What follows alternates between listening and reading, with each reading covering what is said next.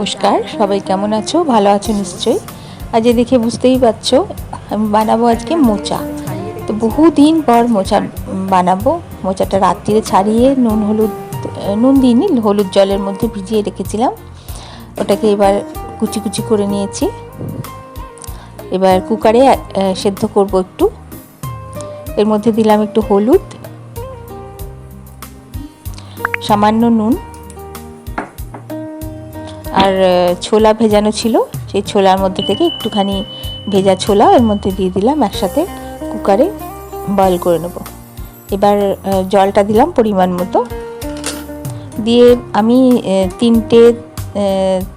4টে city দিয়েছিলাম। আর একটা ছোট বাটিতে, যেহেতু নারকেল কোড়া মানে ফ্রেশ নারকেল নেই, সেহেতু ডেসিকেটেড কোকোনাট, যেটা শুকনো নারকেলের গুঁড়ো, সেটা সবসময় আমার বাড়িতে থাকে। ওইটা একটু বাটিতে করে নিয়ে একটু জলে ভিজিয়ে রাখলাম। এটা একদম ফ্রেশ নারকেলের মতন, নারকেল কোড়ার মতন হয়ে যাবে। তো মোচাটা সেদ্ধ হয়ে গেছে। মোচা খাওয়া শরীরের পক্ষে ভীষণ ভালো, বিশেষত মহিলাদের জন্য আয়রনের ভরপুর থাকে। আচ্ছা, ছোট্ট ছোট্ট করে আলু কেটে রেখেছিলাম। এই সময় আমার মোবাইলটা একটু গন্ডগোল করছিল, ভিডিওটা হয়নি তোলা। তো সেটা সর্ষের তেল গরম করে আমি আলুগুলোকে আগে একটু ভেজে নিচ্ছি। ভেজে তুলে নেব। রান্নাটা সর্ষের তেলেই হবে। এর মধ্যে সামান্য একটু বড়ি ভেজে নিচ্ছি। আর যারা আমিষ খেতে চাও তারা পেঁয়াজ, রসুন, আদা দিতে পারো। আর তার সাথে চিংড়ি মাছও দিতে পারো, খুব ভালো লাগে চিংড়ি মাছ দিয়ে মোচা। তো আমার কাছে চিংড়ি মাছও ছিল না আজকে, আর আমি নিরামিষভাবেই বানাচ্ছি। তো বড়িটা ওই জন্য ভেজে তুলে রেখে দিলাম। এবার দিলাম তেজপাতা ফোড়ন, 2টো তেজপাতা একটুখানি করে চিড়ে দিলাম, আর শুকনো লঙ্কা 2টো ফোড়নে দিলাম। এবার দিলাম 2টো লবঙ্গ, একটা এলাচ, আর একটু জিরে, গোটা জিরে। এবার আমি এই তেলের মধ্যে দিলাম একটু গাওয়া ঘি, যে ঘিটা আমি বাড়িতেই তৈরি করি দুধের সর থেকে। একটু হলুদ মোচাতে সিদ্ধ করার সময় দিয়েছিলাম, আর এখন একটু হলুদ তেলে দিয়ে দিলাম। একটু দিলাম তেলে কাশ্মীরি লঙ্কার গুঁড়ো, রঙটা ভালো হবে বলে, যদিও মোচাটার রঙটা কালোই হয়ে যায় শেষ পর্যন্ত। এবার এর মধ্যে দিলাম আদা, কাঁচা লঙ্কা বাটা। এই মশলাটা একটু ভালো করে কষতে হবে। এটাই মেন মশলা।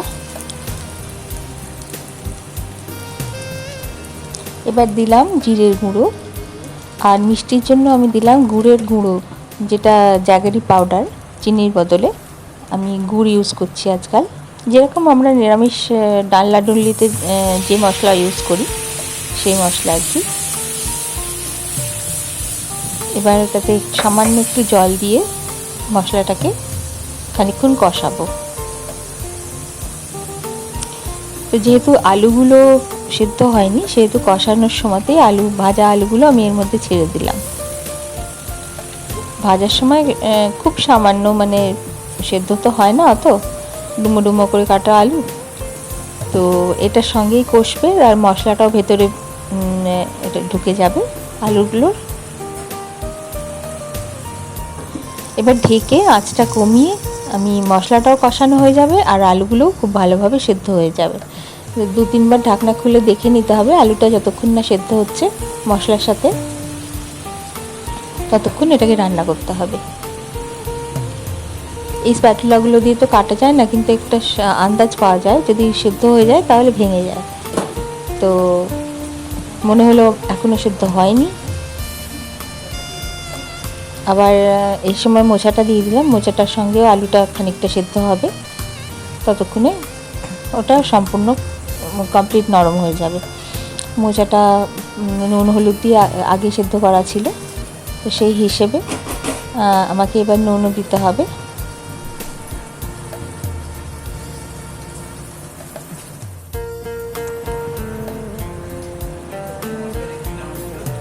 জলের মধ্যে থেকে ছেঁকে ছেঁকে পুরো মোচাটা দিয়ে দিলাম।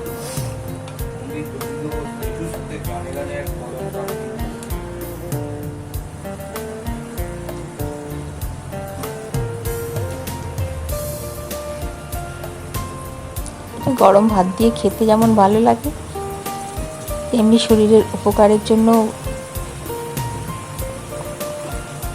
খুব ভালো।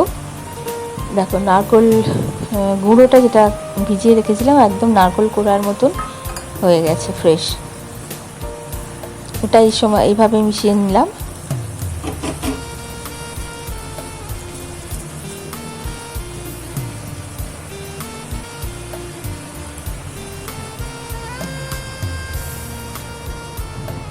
এবার একটু ঢেকে দিলাম।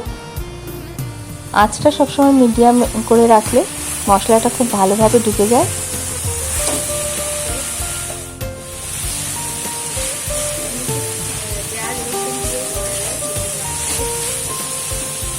বড়িটাও দিয়ে দিলাম এবার।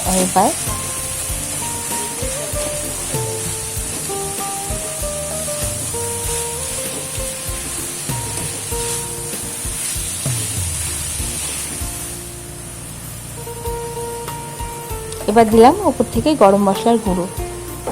এটা মাস্ট, গরম মশলার গুঁড়ো ছাড়া মোচার ঘন্ট একদম ভাল লাগবে না খেতে। যতই মশলা দাও অন্যান্য, গরম মশলাটা দিতেই হবে। বেশ মাখা মাখা হয়ে গেছে।